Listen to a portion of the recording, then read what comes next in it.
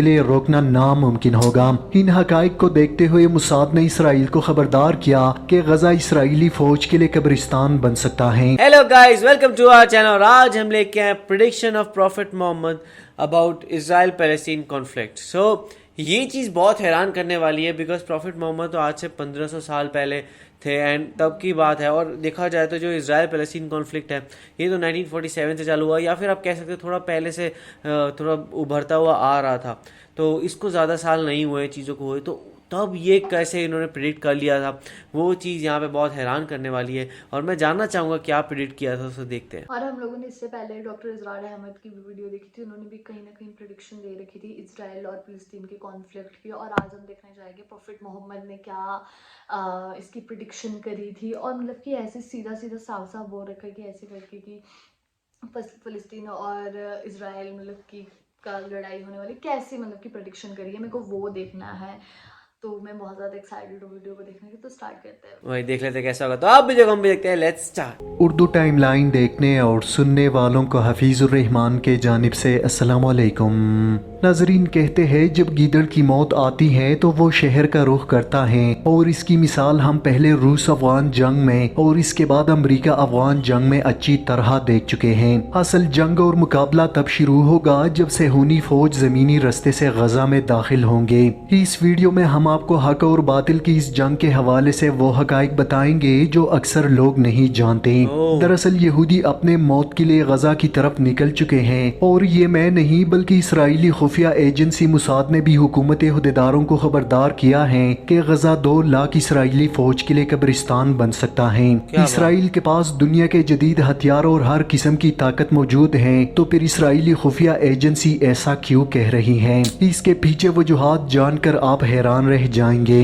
नाजरीन, ये वीडियो हम जज्बात में आकर नहीं बना रहे बल्कि आप लोगों के सामने वो हकाइक रखेंगे जिसके बिना पर कई सुपर पावर्स बदतरीन शिकस्त और जिल्लत और रुसवाई से हमकिनार हुई। फिलहाल सोशल मीडिया पर तबसरे देखकर ऐसा लगता है कि इसराइल खत्म हुआ और फलस्तीन आज़ाद हो गया। ऐसा हरगिज नहीं, बल्कि ये खूनी खेल तो अभी शुरू हुआ। फलस्तीन का हर कोना इसराइल की वहशियाना बमबारी के बाद कयामत का मंजर पेश कर रहा है। अहले इस्लाम की बुज़दिली और ज़मीर फरोशी ने फलस्तीन की मुकद्दस जमीन को राख में तब्दील कर दिया है, जबकि 57 बराई नाम इस्लामी मुमालिक में कोई भी फलस्तीनियों के साथ खुलकर खड़ा होने के लिए तैयार नहीं। दूसरी तरफ अमरीका, कनाडा और कई यूरोपीय मुमालिक ने 2 टोक पैगाम दे दिया है कि वो इसराइल के हर जुल्म में इसके हिमायती और मददगार हैं। मगर अब आगे क्या होने जा रहा है, इस हकीकत को हर मुसलमान ने गौर से समझना है। चाहे ये सारे इस्लाम के दुश्मन एक हो जाए, मगर आखिर में फतह सिर्फ मुसलमानों की होगी। नाजरीन, इस खुनरेज जंग के हवाले से एक सच्ची पेश गोई जो दुनिया के सबसे सच्ची जुबान मुबारक से हुई कि मेरे उम्मत का एक गिरोह कयामत तक दीन पर साबित कदम और दुश्मन पर गालिब रहेगा।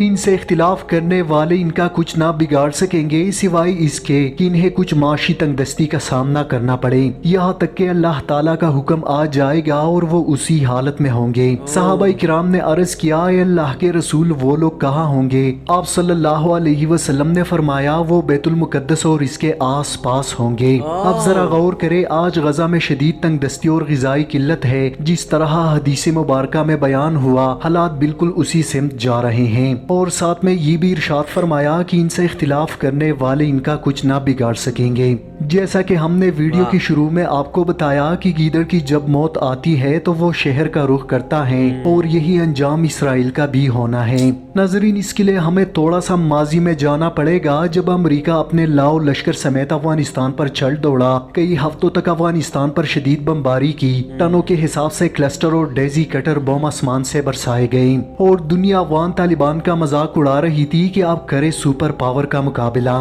जबकि बुश इंतजामिया ने वक्त और खेल शुरू होने से पहले अपनी फतह का ऐलान किया और पूरे अफगानिस्तान पर अपनी इजारादारी कायम की। तारीख का मुतालिया करे तो यही सब अमरीका ने वियतनाम में भी किया, मगर इनको दिन में तारे तब नजर आने लगे जब अमरीका की फौजें आसमान से उतरकर जमीन में दाखिल हुए। जब जमीनी फौज को वियतनाम में बदतरीन शिकस्त हुई तो रही सही कसर अफगानिस्तान ने पूरी कर दी, और 20 साल के बाद पूरी दुनिया ने देखा कि दुनिया का सुपर पावर अपने पेंट और पतलून भी अफगानिस्तान में छोड़कर भागा। नाजरीन, अब यही गलती इसराइल भी दोहरा रहा है। अब तक इसराइल को बेशक इस जंग में कामयाबी हासिल है क्योंकि वो अभी आसमानों से नहीं उतरे।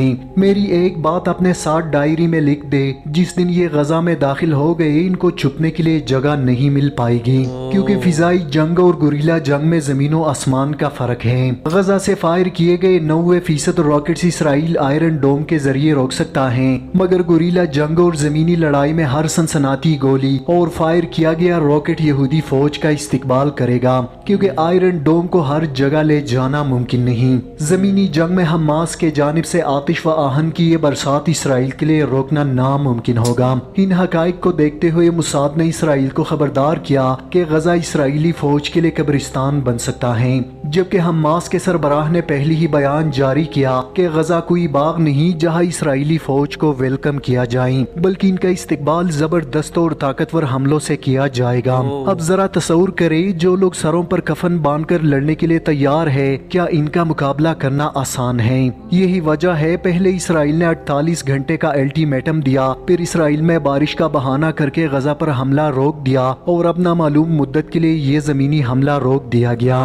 नाजरीन, इसराइल को ये भी अंदाजा है कि हमास इस हमले के लिए मुकम्मल तौर पर तैयार है, इसलिए हमास मुकम्मल तैयारी के बाद ये जंग शुरू कर चुका है। अब इसराइल की ये लड़ाई सिर्फ हमास के साथ नहीं बल्कि हिजबुल्लाह भी मैदान में उतरा है, जबकि इसराइल को चारों तरफ से शदीद खतरात का सामना है। अगर इसराइल की 3 लाख फौज गजा में फंसती है तो इसराइल के लिए ये जंग मजीद तबाही ला सकती है। अगर इसराइल गजा पर जमीनी हमला करता है तो ये जंग सिर्फ गजा तक महदूद नहीं रहेगी, बल्कि आतिश व आहन की ये महक हमारी दहलीज पर जोरदार दस्तक बहुत जल्द देगी। मगर परेशान ना हो, गमगीन ना हो, ये कुरान का वादा है, अल्लाह ताला का वादा है, जीत और फतह मुसलमानों की होगी। मगर ये वक्त मुसलमानों के लिए शदीद आजमाइश का है। सबसे पहले एक बात जान ले, जंग और अमन दोनों सूरतों में मुसलमानों के लिए मुश्किलात जरूर पैदा होंगे।